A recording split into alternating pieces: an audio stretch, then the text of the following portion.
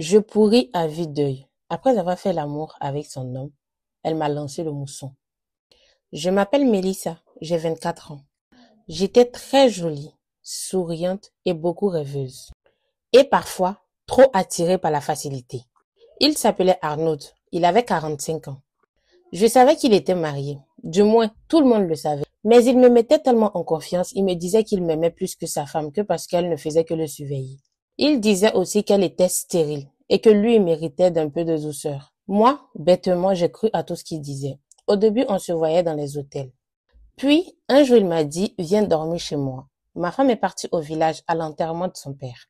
J'ai beaucoup hésité, mais il a tellement insisté, il m'a envoyé un taxi, j'ai fini par céder. J'ai dormi dans leur lit. J'ai utilisé le savon de sa femme. J'ai même porté sa robe de nuit que son mari m'a dit qu'il avait gardée pour moi. Pendant que nous étions couchés, vers 3 heures du matin, la porte a claqué. Un bruit sec et fort. Sa femme était rentrée. Je l'ai vue, petite, les yeux rouges comme une braise. Elle m'a regardée, elle n'a pas réagi, elle n'a pas parlé. Elle m'a juste soufflé une phrase en langue. Une phrase que je n'ai pas compris. Je me suis enfuie, sans sac, sans chaussures et même sans mon téléphone. 3 jours après, une plaie est apparue sur ma jambe. Une plaie ronde et noire. Puis, une autre est apparue dans mon dos. Mes cheveux ont commencé à tomber. Mes bras ont commencé à se gonfler. Tous mes doigts étaient gonflés. Et aujourd'hui, je pourris vivant. Je sens la peau qui s'ouvre par endroits. Ça coule, ça brûle. J'ai tout essayé. Hôpital, prière, plante. Rien n'a marché. Une vieille voisine m'a dit, tu as marché sur le mousson. La vieille dame m'a fait comprendre que la dame du monsieur venait d'un côté mystique de mon pays et que ces femmes-là ne se plaignaient pas, elles ne criaient pas, mais elles punissaient. Et depuis ce jour, chaque nuit, je rêve d'elle. Elle est assise sur une chaise en bois et elle me dit, ce que tu as touché avec ton corps, tu vas le rendre avec ta chair. Je ne peux plus vivre comme ça. Je cache mon corps, je pleure, je me décompose et personne ne peut m'aider. Est-ce qu'on peut briser ce genre de malédiction? Est-ce que je suis condamnée à finir pourrir? Est-ce que c'est trop tard pour moi? Voilà une histoire tragique que j'ai vue sur le net.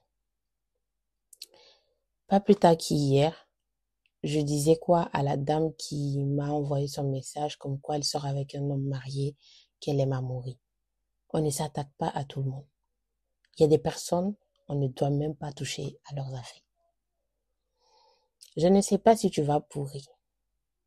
Aujourd'hui, tu regrettes ton acte, mais si quelqu'un te l'avait dit hier que tu devais l'arrêter, tu n'allais pas l'arrêter. Où est le monsieur pour t'aider dans cette situation? Il est où? Retourne-toi demander pardon à cette pauvre dame. Peut-être qu'elle acceptera et que tu guériras, on ne sait jamais. Dites-moi ce que vous en pensez en commentaire.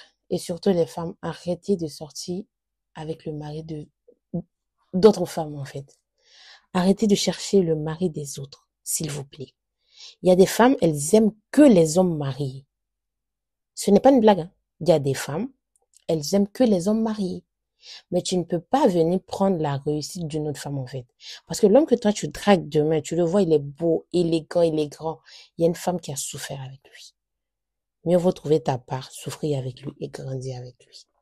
Sur ce, passez une très bonne soirée. Et surtout, n'oubliez pas de venir vous abonner